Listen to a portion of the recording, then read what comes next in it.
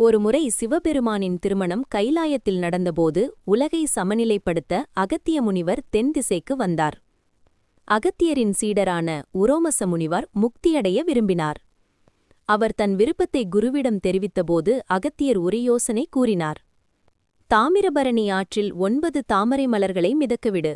அவை கரையைச் சேரும் 9 இடங்களிலும் சிவபெருமானுக்கு ஒரு லிங்கத்தை பிரதிஷ்டை செய்து கோவில் கட்டு.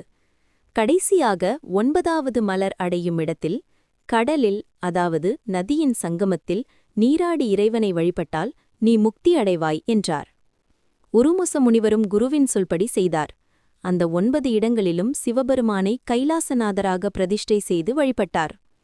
இந்த 9 தலங்களும் முறையே 9 நவக்கிரகங்களுக்கு உரிய தலங்களாகவும், அதாவது சூரியன் முதல் சுக்கிரன் வரை கருதப்படுகிறது. இவ்வாறு முனிவரின் பக்திக்காக தாமிரபரணி ஆற்றங்கரையில் உருவான இந்த 9 சிவன் கோவில்களும் நவ கைலாயங்கள் என்று அழைக்கப்படுகின்றன.